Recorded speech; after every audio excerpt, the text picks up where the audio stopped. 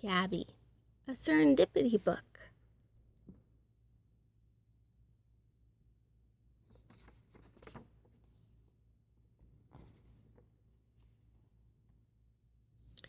Like a warm woolen blanket, nighttime wrapped itself about the trees in the forest of your mind. As the morning sun raised its sleepy head over the mountains and surrounding meadows, the blanket got thinner and thinner, and the animals of night slipped from your sight and quietly went off to bed. The creatures of light and sight began browsing in the meadows, searching for food. Their mouths opened in early morning yawns. All the creatures, that is, except for little bundles of fuzzy fur called furry eyefuls. The furries still slept in small little groups in the gnarls and roots of the trees.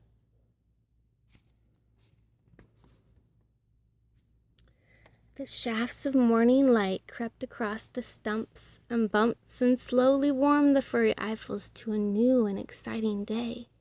They stretched and yawned and quietly began to file down to the pond at the edge of the forest, looking for beautiful things.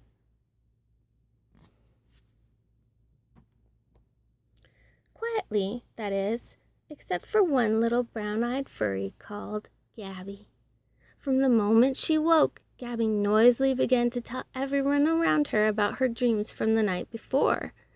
"You see, I fell asleep and then I started to dream and dream," she chattered.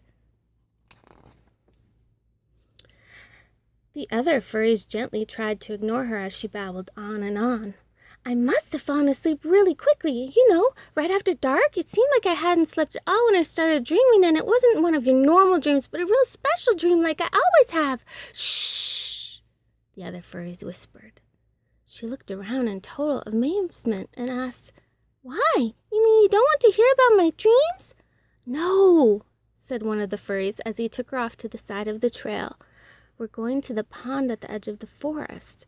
It's here that we wish to see the great swans of dawn before they lift their wings and fly away into the morning sky." "Oh," she murmured as they continued down the trail. "I knew it was something important, or you would have wanted to hear about my beautiful dream. Boy, was it a beautiful dream!" "Shh," the others whispered in unison. They walked on just a little further until they came to the pond at the edge of the forest. There, in the morning mist that danced upon the water, they waited.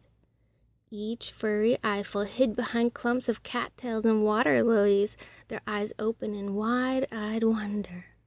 Little Gabby was quiet only for a moment or two in the morning hush. Then she said, "While we're waiting, does anyone want to hear about what happened to me yesterday? Boy, it was just as strange as you could believe. I was walking—" "Shh," the rest of the furries whispered. Moments later, sailing regally like two magnificent ships, the swans of dawn began to swim into view. Their feathers were ivory-colored beige, and their arched necks bobbed gently as they slipped across the lapping waters of the pond. Just as the swans were close enough to view in all their splendor, Gabby stood and said in wonder, "Boy, you guys were right. They are pretty. I saw something almost as pretty last week when I was walking near the mountains at sunset." The swans, startled by a voice in the stillness of the morning, reached out with their wings and, grabbing a bit of the morning mist, lifted high into the sky. Left with only rings of water where the swans were before, and one lonely feather floating in the pond, the furry eyeful stood and glared at a mortified Gabby. "See," one of them shouted, "you little noisemaker! When will you ever learn that there is a time for talk and a time for silence?" With that, they all stalked away, leaving Gabby standing alone at the edge of the pond.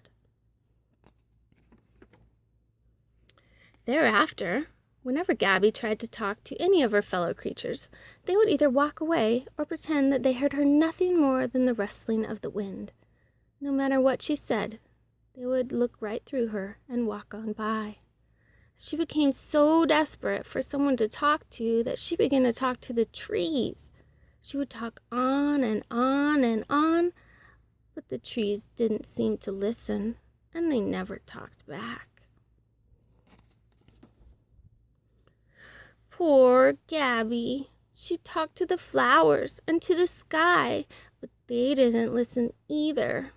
Finally, in desperation, she sat on a rock beside the still waters of a stream and sadly looked down at her own reflection. Then she began to talk to herself of all the beauty that she had seen. She talked and talked, but when she was finished, even her own reflection wouldn't talk back to her.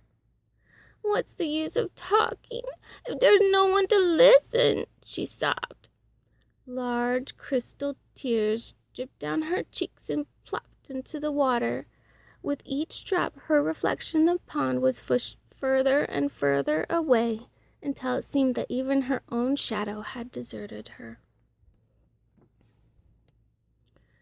Her sobs were interrupted by a soft, slithering noise behind her.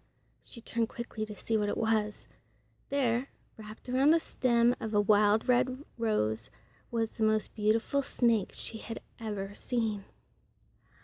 "I sense that there is someone there," said the snake in a soft, whispery hiss. "Won't you speak so that I might know who you are?" Gabby wiped the last tear from her eye and looked closely at the beautiful snake. "Why, you are blind," she said, swallowing her last tiny sob. "Yes," said the snake as he tested the air with his flickering tongue.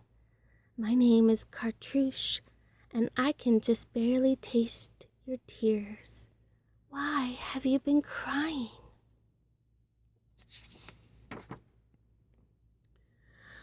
For the first time in her life, Gabby wasn't eager to tell her story, but in a slow, halting voice, she told the snake what had happened to her. When she finished, Cartouche paused a moment to savor the rich smell of the rose. "Listen, little one. There are times that tellings of tales should fill the air in order to share that which has been. But like a well that must have time to fill with water, you must learn to listen and to see. Later will come a time to dip from your well so that all can know what you know. Now, my furry little friend, your well is full and mine is empty from being blind. So tell me all you have seen."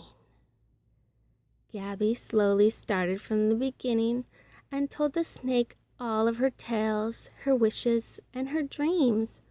When she had finished, Cartouche paused, slowly tasting the moment, and then said, "Now, Gabby, your well is empty. Go and drink deeply from all that you see. When you are filled, you can come tell me." With a happy heart, Gabby quietly set out to see all that she could see. Thereafter, Gabby saw everything that she could see and listened to all that she could hear, and then she would rush back to tell Cartouche of the world around her. And sometimes, when the time was right, perhaps when watching the flickering firelight with the other furry eyefuls, Gabby would tell a story and then be quiet.